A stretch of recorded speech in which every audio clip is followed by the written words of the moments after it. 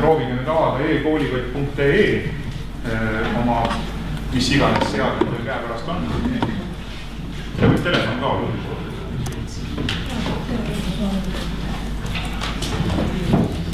Et siis e-koolikott.ee mis töötab ilma sidekirjutuse ka kokku kirjutatuna e-koolikott. Ja proovige sealt leida nüüd meie projekti raames loodud kogumik vektorite teemal. Nii, aga see on ainult üks võimalus leida neid materjale e-koolikotist. Millised võimalused veel on? Et kui te tahate otsida üks nimet meie projektis loodud matemaatika materjale. 2 varianti on veel vähemasti. Üks variant on siis see, et sirvite seda teemapuud, mis on vasakus servas, seal ekraani servas. Et sealt te saate võtta gümnaasium või keskharidus, mis seal kirjutatud on, vist on keskharidus.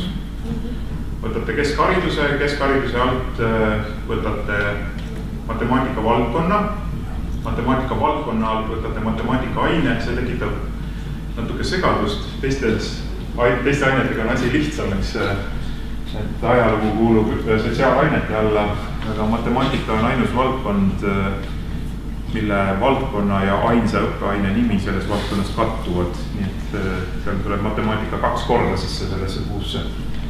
Ja siis, kui te võtate seal 2 korda sisse matemaatika valdkond, matemaatika aine, siis te saate minna nüüd juba konkreetsete kursuste või teemade juurde.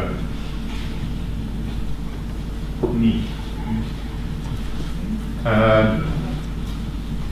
Aga tegelikult kõige kiirem variant leida meie materjale on see, et te lähete e-koolikoti avalehele.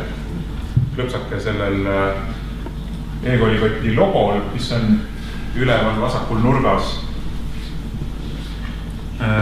See viib teid e-koolikoti avalehele ja seal avalehel te näete 6 kogumikku ainult praegu. Ja need kõik 6 on siis sellised, mis on riigi rahadega hangitud nüüd viimase aasta või niimoodi jooksul. Kui ma lõpsan siin e-koolikotis selle logo peal, siis ma näen siin 6 asja. On see opik, mis on peamiselt põhikoolile mõeldud professionaalsete kirjastajate poolt siis toodetud digiõpikud. Siis on informaatika digiõpikud 1. ja 2. kooliastmele, mille hankis HITSA eelmisel aastal ja mille siis lõi Tartu Ülikooli meeskond.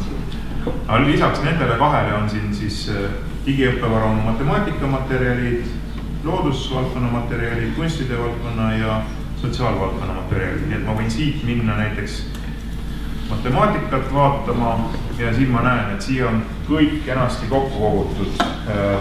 Kõigepealt õpetaja raamat, kus on metoodilised juhendid, siis on laia matemaatika kursused ja koos siis valikkursustega ja siis on kitsas matemaatika ja siis on eraldi siin veel lingid kutsehariduse nende materjalide juurde, mis on meie projektis loodud, ehk siis matemaatika ülesanded, põllumajanduse, metsanduse, puidutehnoloogia ja nii edasi jaoks.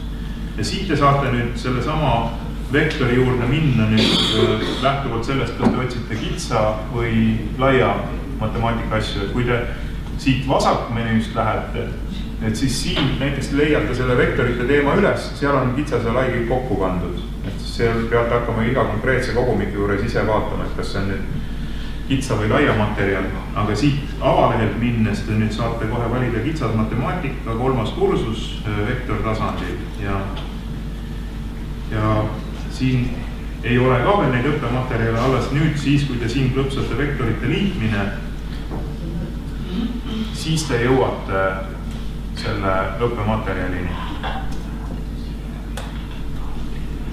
Siin on nüüd need tell, show, ask ja do tüüpi ülesanded järjest reas ja see võtab nüüd natuke aega meie aeglase diffiga, et nad kõik siin ette laevad. Ja paremas servas näete jagab siis sarnaseid linke nagu sarnastele materjalidele nüüd e-koolikott ja siin soovitab ta veel midagi umbes samade teemadega seonduvalt või samade märksõnadega seonduvalt